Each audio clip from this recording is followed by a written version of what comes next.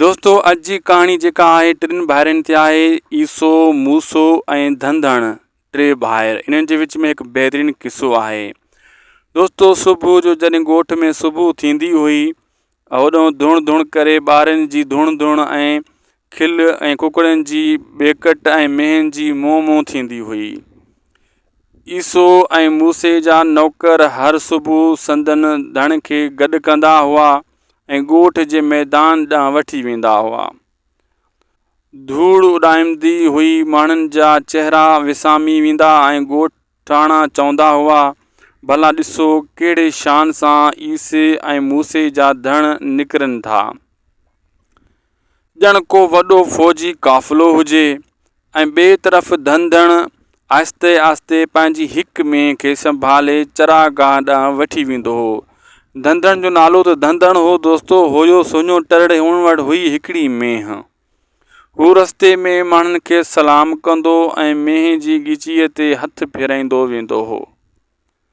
हिकु नौजवान खिलंदे चयो, ॿारो धंधण वटि त हिक ई मेंह आहे, पर उन जो ख़्यालु अहिड़ी रीत रखे थो ॼण 100 राणियूं संभाले रहियो आहे, यानी 100 राणियूं संभाले रहियो आहे।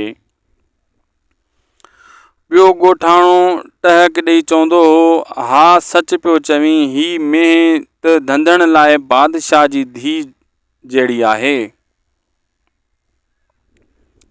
ऐं हिकु ॾींहुं ॿारनि जे विच में झेड़ो थियो ऐं ईसो ऐं मूसे ॻोठ जे उताक में वेठा हुआ, वॾियूं वॾियूं ॻाल्हियूं कंदा हुआ। ईसे चयो, मूसा, मुंहिंजे धण जा खीर त ॻोठ जे हर घर में वञनि था, माण्हू मूंखे दुआऊं ॾियनि था। मूसे जवाबु ॾिनो, भाउ तूं रुगो खीर जो ज़िक्र करीं थो, पर मार्केट में त मुंहिंजे ॾांद सभ खां महांगा विकामनि था। तुंहिंजे धण जो क़दुरु अधु बि नाहे।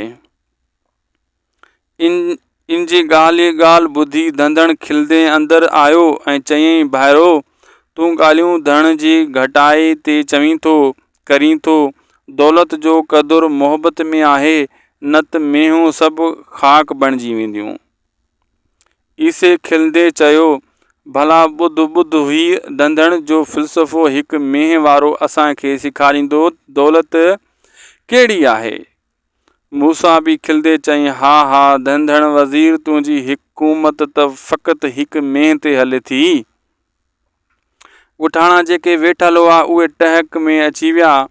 धंधण बि खेनि ॾिसी खिलई चयो, भाइरनि खिलण में बि दौलत आहे। अव्हां जा धण अव्हां सां गॾु न रहंदा, पर मुंहिंजी मेंह सां मुंहिंजो साथ सदाईं रहंदो।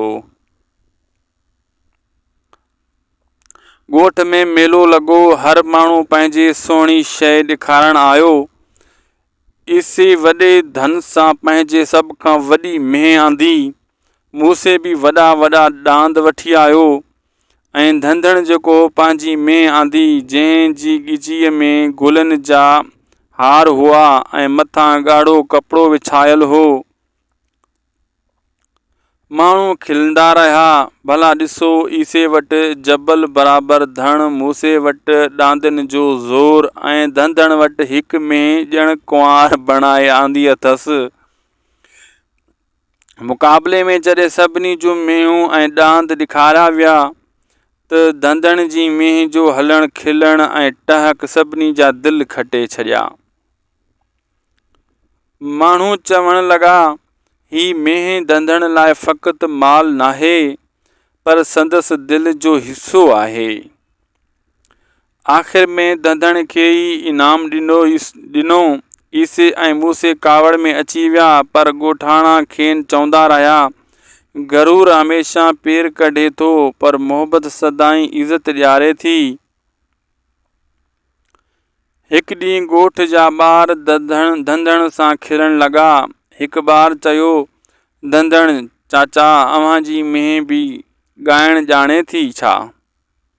धंधण मुरकंदे चयो, हा पुट, जेकॾहिं तव्हां ॿुधंदा त इहो बि राग ॻाईंदी।